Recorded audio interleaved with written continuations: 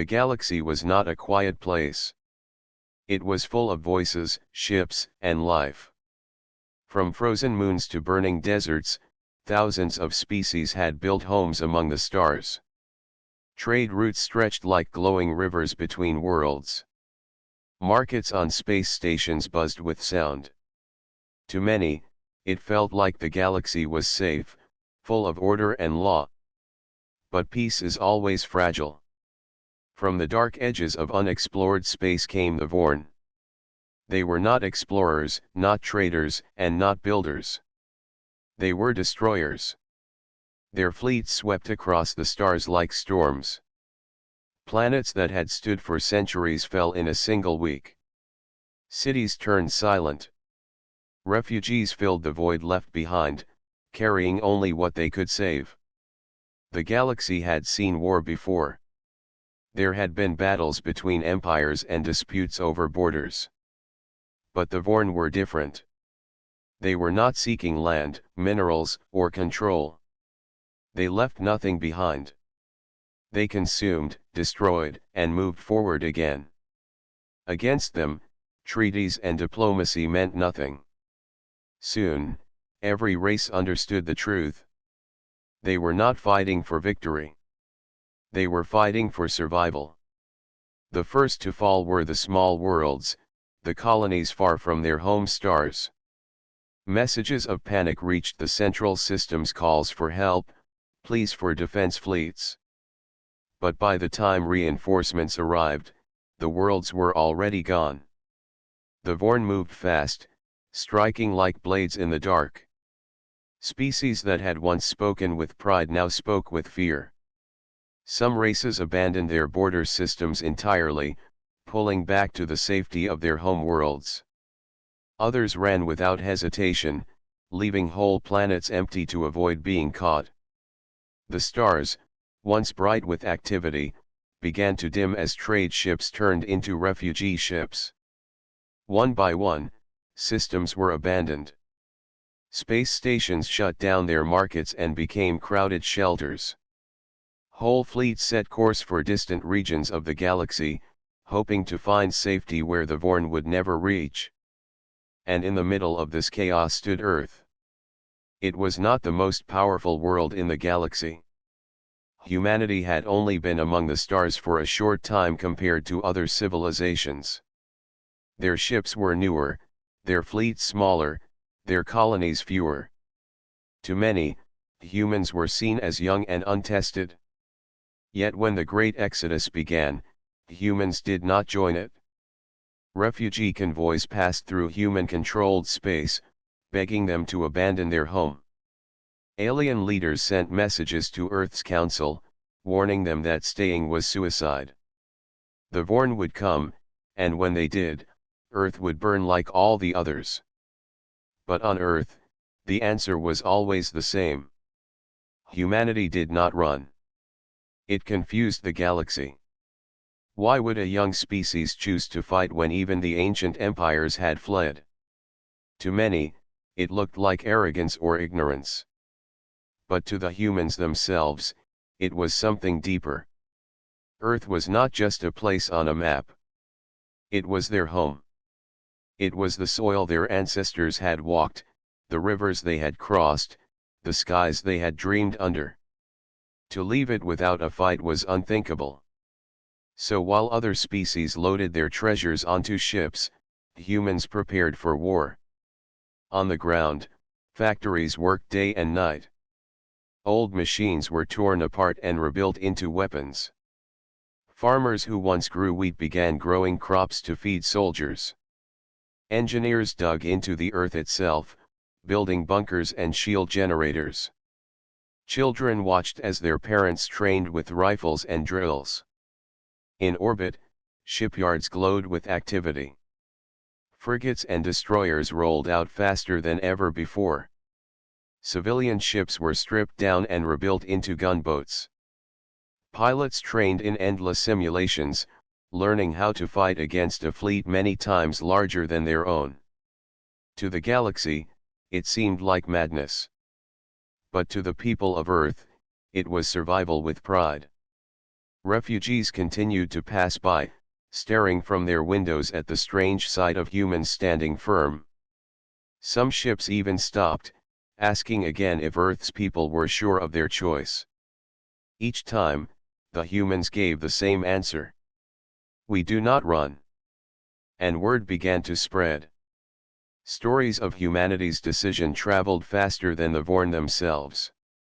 In hidden stations and crowded refugee fleets, whispers grew.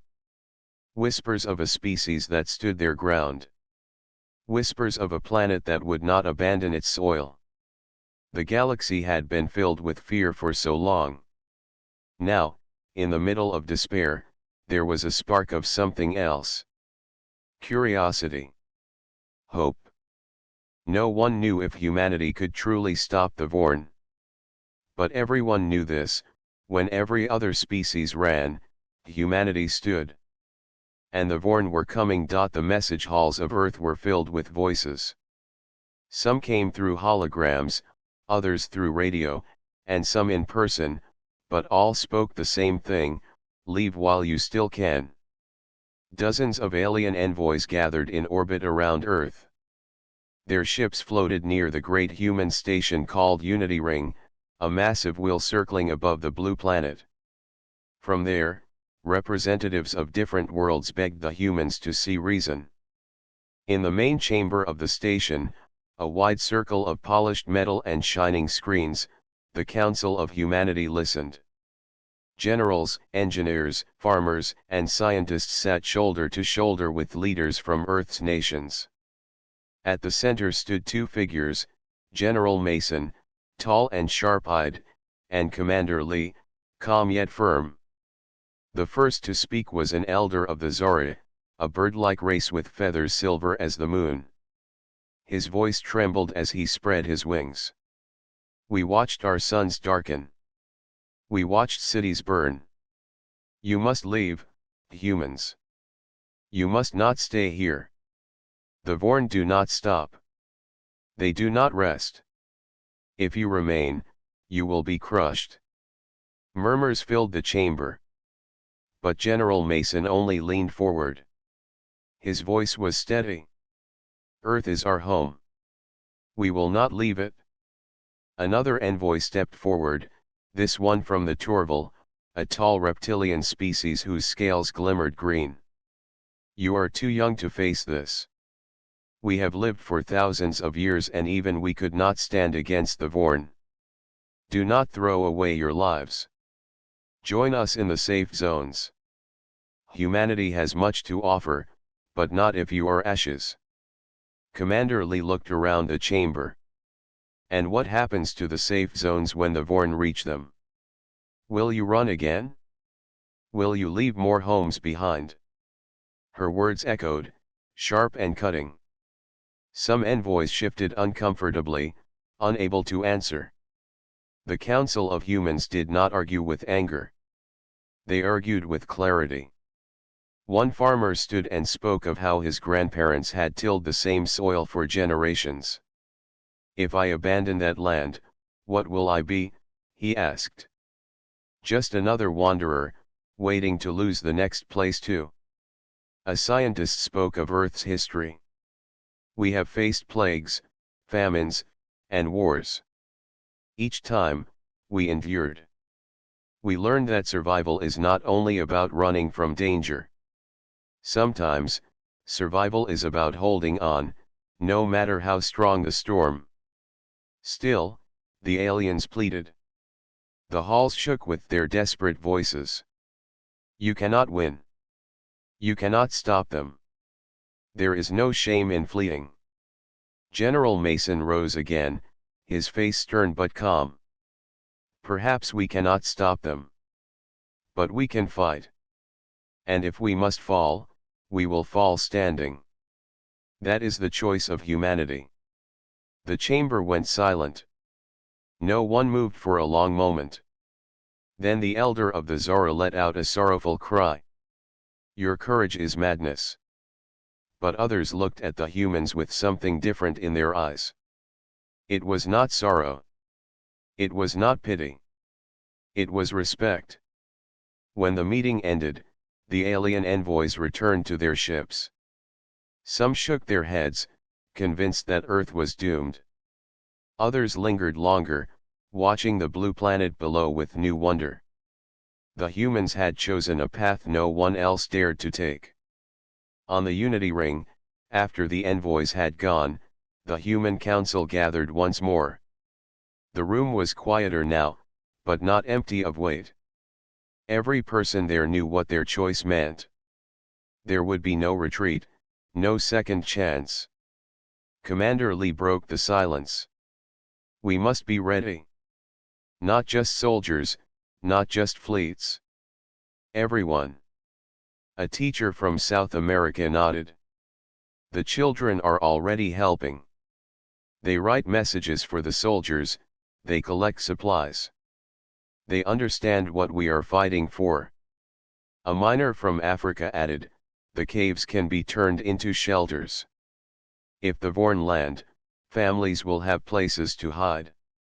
Every voice spoke with resolve. No one suggested leaving. No one suggested surrender. Humanity had decided. That night, lights blazed across the planet. Factories roared, ships launched, drills marched. In fields and in cities, in deserts and mountains, preparations continued. From orbit, the sight of Earth was striking. Unlike other worlds that had grown dark as their people fled, Earth glowed brighter than ever. To the galaxy, it looked like defiance written in fire. The news spread quickly. Across the refugee fleets, whispers turned into stories. The humans refused. They will fight. They will not run. Some called them foolish. Others called them brave. But everyone spoke of them. Humanity had become a question the galaxy could not ignore. And far away, beyond the edges of known space, the Vorn advanced. Their ships cut through the void without pause, their path aimed straight for the solar system. The humans knew they were coming. The galaxy knew they were coming. And yet, Earth remained where it had always been, waiting. When every voice said run, humanity stood their ground. On Earth, the air carried a new sound. It was not the sound of panic or fear. It was the steady rhythm of preparation. From small villages to giant cities, the world moved with a single purpose. Humanity had chosen to stand, and now it would act. In the shipyards above the planet, sparks flew day and night. Engineers welded new plates to old freighters, turning cargo ships into war machines. Passenger liners were stripped of luxury and refitted with armor. Mining vessels were given missile pods and rail cannons. Every ship that could fly was transformed into a weapon. On the ground, the story was the same.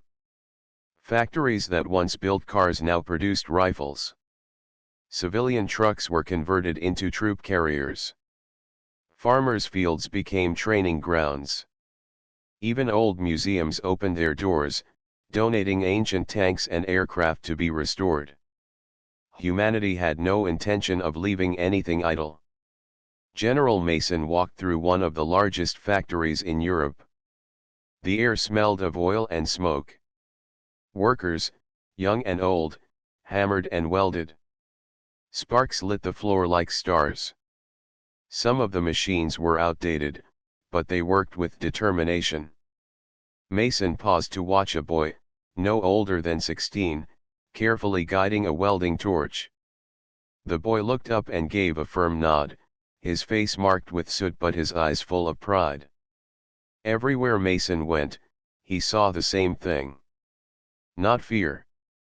Resolve. Commander Lee traveled between continents, speaking with communities. In Africa, she stood in a wide desert camp where families built bunkers from stone and steel. In Asia, she walked through forests where people set up hidden traps and camouflaged shelters. In South America, she visited mountain tunnels being carved deeper to serve as strongholds. Everywhere, people worked not for themselves but for each other. Schools did not close. Instead, children studied by day and helped by night. They packed supplies, collected scrap metal, and learned basic defense. Teachers told them the history of human endurance, of storms weathered, of wars survived, of times when all seemed lost yet humanity still rose. Pilots trained in the skies above. Their ships streaked like silver arrows, weaving in formations again and again. They fought mock battles in orbit, learning to strike fast and retreat faster. Against the massive fleets of the Vorn, numbers would not be on their side. So they practiced speed, trickery, and precision. Every maneuver was built on the idea that even the smallest ship could make a difference if it struck at the right moment. Scientists worked with just as much urgency. Laboratories tested new shields, new energy weapons, and new drones. Some designs failed, exploding in sparks and smoke. But the failures never stopped them. Each mistake was written down, studied, and turned into progress. Human science had always thrived on trial and error, and now it pushed forward with more drive than ever. The galaxy watched. Refugee fleets passed through, pausing to see the strange sight of humans building instead of fleeing. Aliens stared in disbelief as massive carriers rolled off assembly lines and new defense satellites lit up Earth's orbit. Some aliens whispered that the humans were mad. Others, watching carefully, began to feel something else. Inspiration. One day, a small group of alien refugees docked at Unity Ring. They asked to join the effort, offering their knowledge of Vorn weapons. Commander Lee welcomed them without hesitation. "If you are willing to fight, you are welcome here," she said. And just like that, the first sparks of unity appeared. Meanwhile, deep beneath the oceans, submarines were fitted with new weapons. In the frozen lands of the north, long-range missile sites were carved into the ice. Across deserts, camouflaged airfields rose from the sand. Every environment became part of the defense. Even art was not forgotten. Painters drew murals of human courage on walls in the cities. Musicians composed songs that filled the air with hope. Writers crafted stories of bravery that spread across the networks. For humans, the fight was not only about survival of the body, but also survival of the spirit. At night, the skies above Earth were alive with light. Rockets launched supplies into orbit. Training ships darted among the stars. Satellites blinked as they took new positions. Looking up, a child could see the future of humanity written across the heavens. General Mason met with Commander Lee on the observation deck of Unity Ring. Below them, Earth glowed bright, its oceans and lands alive with movement. Above them, the growing fleet stretched like a shield of fire. "They will come soon," Mason said quietly. Lee nodded. "Then we will be ready." For a long moment, they stood in silence, watching their world prepare. They knew the odds. They knew the Vorn had crushed greater empires. But they also knew something else, something no calculation could measure. Humanity had made a choice. It would not run. The galaxy could not yet see the full power of that choice. But soon, when the Vorn arrived, they would. And the humans would meet them, not as prey, but as defenders of their home. The Vorn arrived without warning. One moment the outer edges of the solar system were silent, the next they were filled with shadows. Black ships slid out of the void, hundreds at first, then thousands. They stretched across the stars like a storm front, each vessel shaped sharp and cruel. Their engines burned with pale fire, their weapons glowed with hungry light. For centuries the Vorn had swept through the galaxy, destroying every world they touched. They expected the same here. Earth, to them, was only another target. But this time was different. As the first wave of Vorn ships entered the system, Earth's defenses came alive. Satellites blinked awake and turned their sensors outward. Automated guns hidden on asteroids powered on, their barrels glowing with charge. From the shipyards, fleets of human vessels launched into the void, engines blazing. General Mason stood on the bridge of the carrier Resolute. The giant ship floated near Mars, surrounded by squadrons of smaller frigates and destroyers. Mason looked at the vast enemy fleet on the display. His voice was calm, steady. They think we will break. Let us show them otherwise. The order was given. The first human ship surged forward. The battle began with fire. Missiles streaked across the dark, cutting trails of white against the black. Energy beams flared like lightning. The Vorn responded at once, their cannons spitting bolts that ripped through space. Explosions bloomed in silence, each one a star being born and dying in an instant. The humans fought with speed and creativity. Their ship started in close, striking hard before pulling away. Small fighters swarmed the enemy like hornets, distracting their heavy guns while frigates slipped in to deliver crushing blows. Civilian freighters, now armored and armed, rammed into larger Vorn vessels, detonating with devastating force. On Earth, people watched the skies. Screens across cities showed the live battle. Families held hands, soldiers stood ready, and children whispered prayers. They knew their fleets were outnumbered, yet they did not despair. Every explosion of a Vorn ship sent cheers across the planet. The Vorn were not used to this. They had crushed empires with ease, broken worlds without struggle. But the humans did not retreat. They did not scatter. They fought with a ferocity that the Vorn had never seen before. Commander Lee directed squadrons from Unity Ring. Her voice guided pilots through chaos, calling out maneuvers, warning of ambushes, and leading counterattacks. Squad Delta, swing left. Gamma, cut behind them. Do not give them time to recover. Her calm tone gave strength to every pilot who heard it. Hours passed, and the battle spread wider. Debris littered the void, broken ships spinning silently. Fires burned across the darkness. Yet still the humans pressed forward. A turning point came near Jupiter. A massive Vorn warship, larger than any human carrier, advanced toward the inner planets. Its weapons glowed, ready to unleash destruction. General Mason ordered a daring strike. A squadron of bombers dived through enemy fire, weaving between bursts of light. They closed in and released their payload. Explosions tore across the warship's hull, ripping it open from within. The giant vessel cracked apart, its remains vanishing into the void. The galaxy watched. Refugee fleets, hiding near the edges of human space, saw the impossible. The Vorn had been slowed. Their advance, which had crushed countless worlds, was halted for the first time. But the cost was heavy. Human ships burned. Pilots fell silent. Families on Earth received news of sacrifice. Still, no one turned away. Instead, resolve only grew stronger.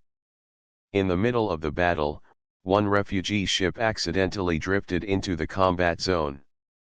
It carried survivors from 3 different races, all fleeing the Vorn.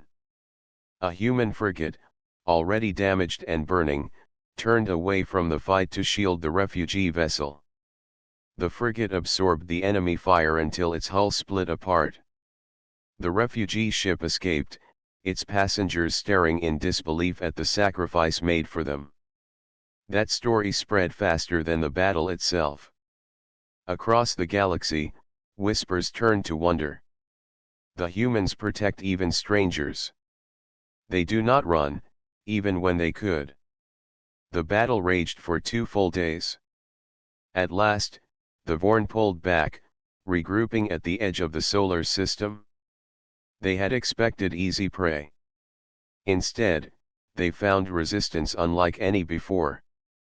On the bridge of the Resolute, General Mason watched the retreating enemy. His face was tired but steady. "This is only the beginning," he said. "They will return, stronger. But so will we." Across Earth, bells rang and lights blazed. Humanity had survived the first strike. For the first time in history, the Vorn had been slowed.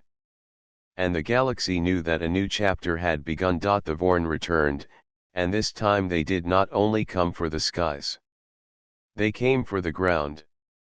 The second wave of invasion tore through Earth's defenses, breaking past orbiting fleets and satellites.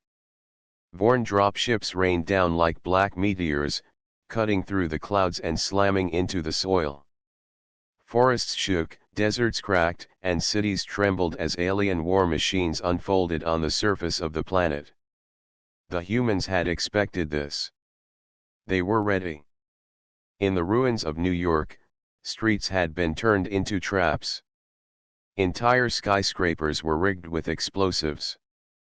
When the first Vorn patrols marched forward, hidden snipers opened fire from rooftops. A moment later, charges detonated, sending steel and glass crashing down, burying the invaders under mountains of rubble. In the forests of South America, fighters used the jungle itself as a weapon. Camouflaged soldiers guided the Vorn into narrow valleys where logs and rocks, prepared in advance, came crashing down. Guerrilla teams struck fast with homemade explosives and then disappeared into the green shadows. In the deserts of Africa, the heat shimmered over endless sand.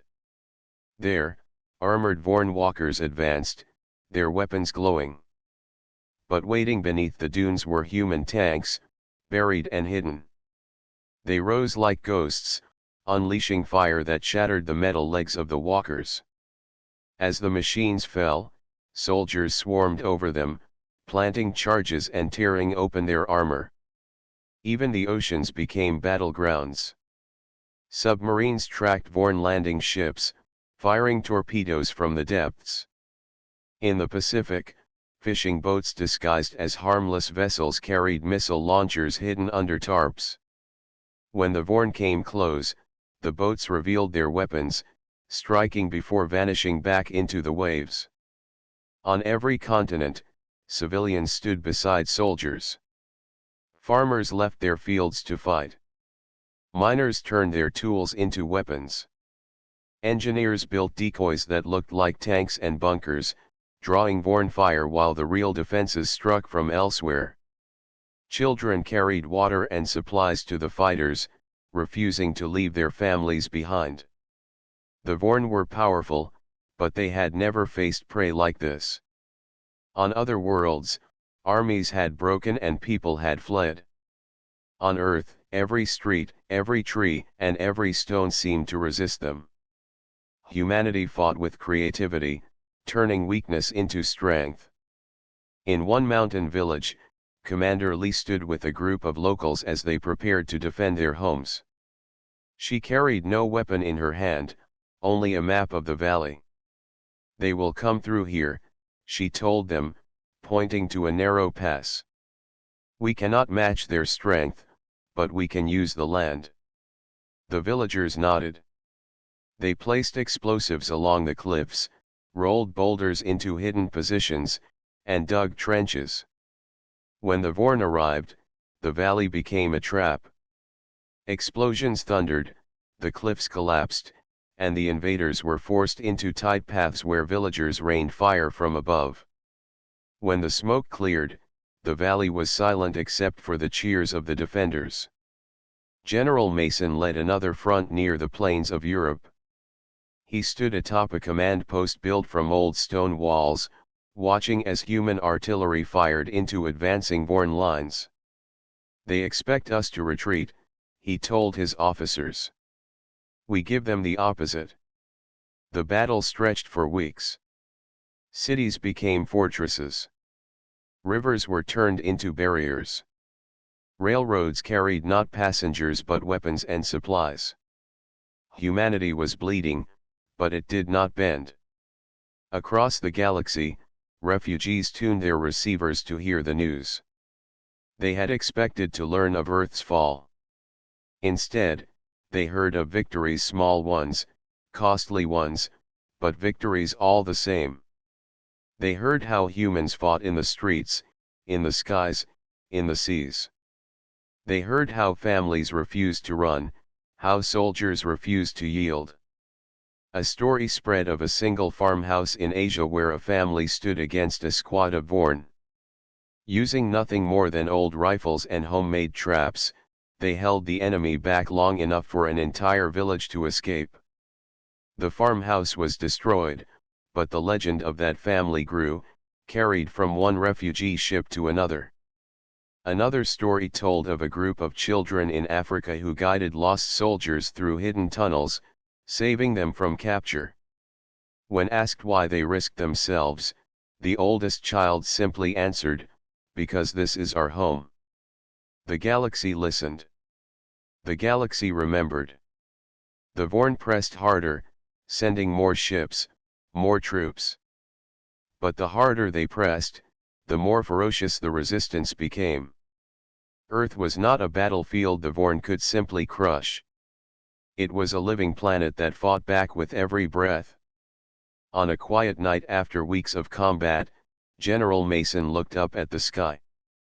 Fires still burned on the horizon, and the thunder of distant battles echoed through the air. Yet the stars shone above, clear and bright. "We are still here," he whispered. And across the world, billions of humans whispered the same. The Vorn had set fire to the ground, but the ground itself refused to give way. The war on Earth burned like a storm that would not end. The Vorn sent more ships, more machines, and more soldiers. They expected humanity to collapse, as so many other species had done before. But every attack met with resistance.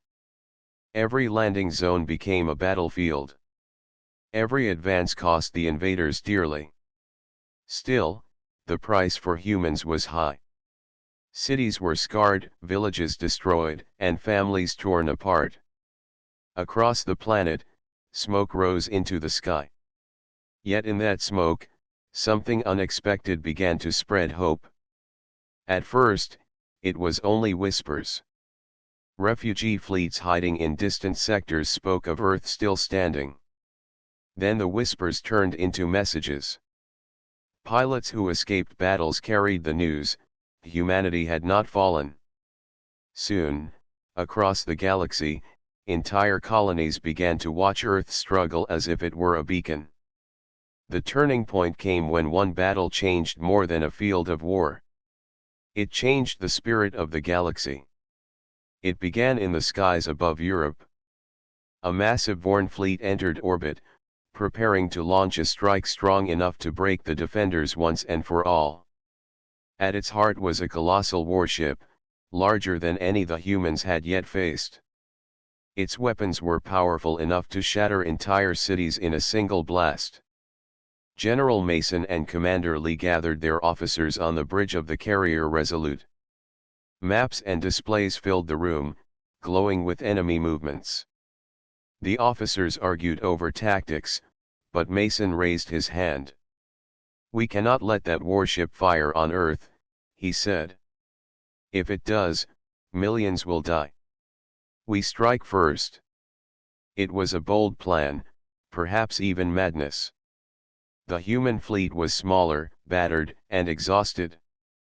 But Mason believed they could do what others thought impossible.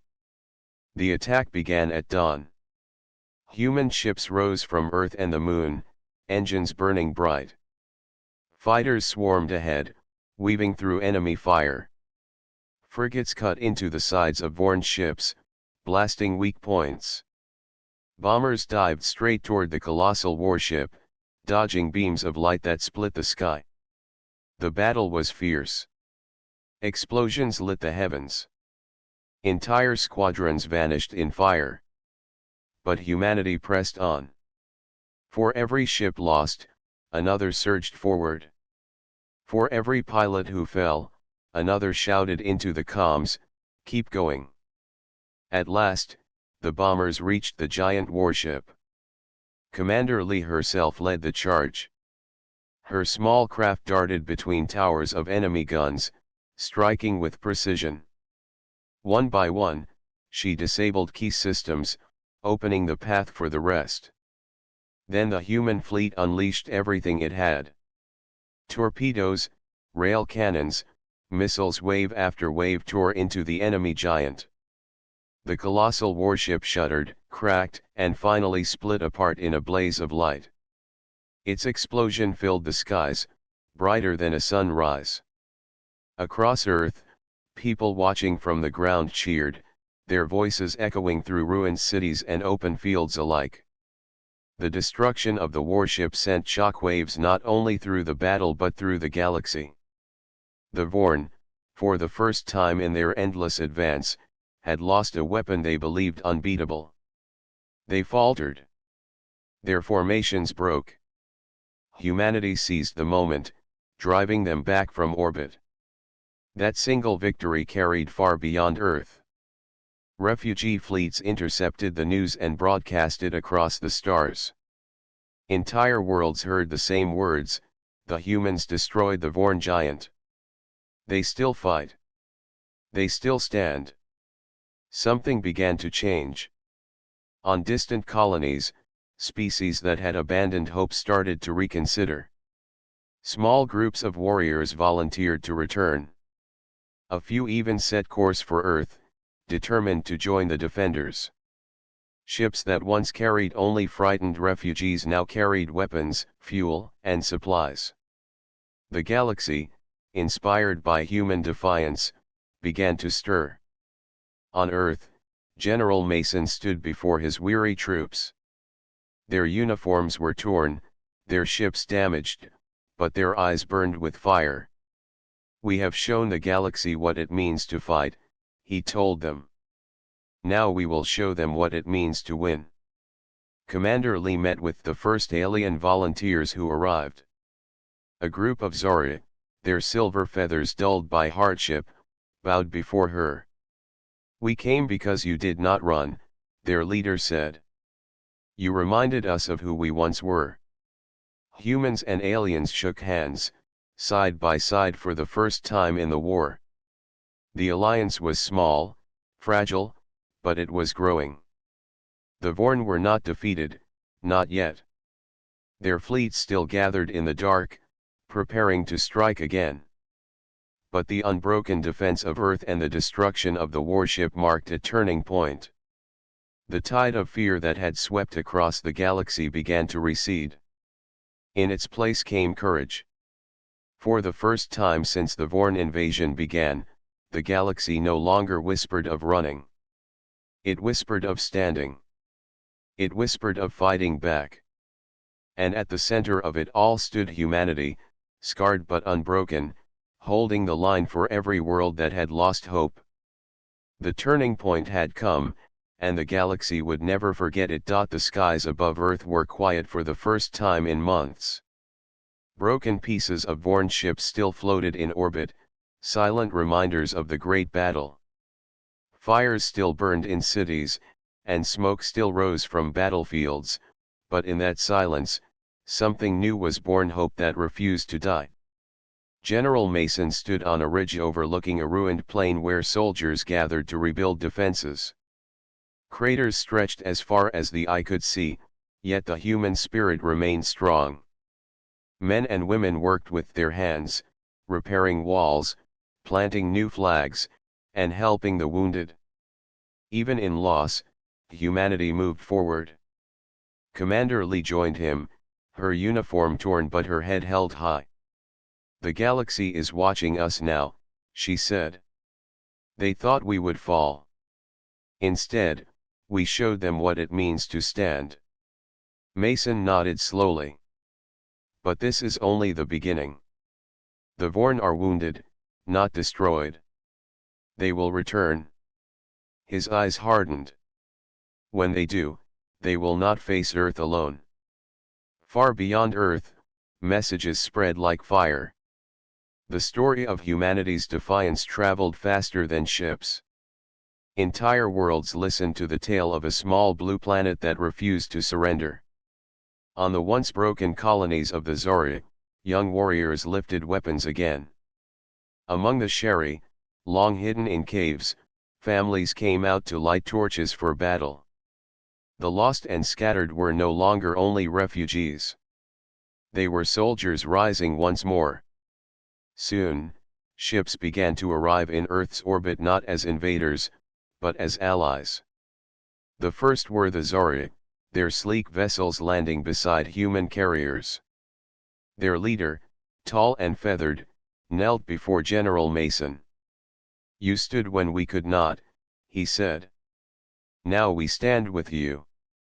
Then came the Sheri, their curved ships gliding silently through the atmosphere. Their people carried blades older than most empires, but their hearts burned with new fire. "Your courage woke us from our sleep," they told Commander League. "We are ready to fight again." One by one, more species came. Small groups at first, then larger fleets. Supplies, weapons, and warriors flowed into Earth, transforming it from a wounded planet into the heart of a new alliance. The Vorn had crushed many worlds before, but they had never faced unity. They had never faced species who remembered how to fight, who carried scars but refused to kneel. They had never faced humanity leading them. In the great hall of a rebuilt city, leaders from across the stars gathered. Mason stood before them, tired but unbroken. "We are not the strongest," he said, his voice echoing. "We are not the oldest. But when the enemy came, we stood. And because we stood, you have come back to us. Together, we will not only defend Earth. We will take back every world the Vorn have stolen."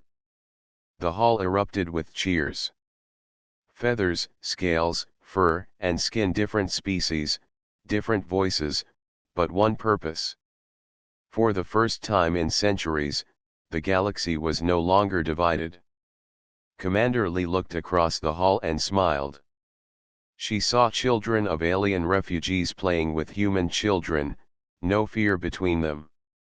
She saw old warriors clasping hands with young soldiers, their spirits renewed. For the first time, it felt like something greater than survival was possible. The new alliance began to train together. Humans shared tactics, resilience, and stubborn courage. The Zorid offered their advanced flight skills. The Sheri brought their ancient martial traditions. Other species contributed tools, ships, and knowledge. Piece by piece, a united force was built, forged in the fire of humanity's defiance. The Vorn, watching from the darkness of distant space, did not yet understand what had begun. They still believed in fear, still believed that every species would run.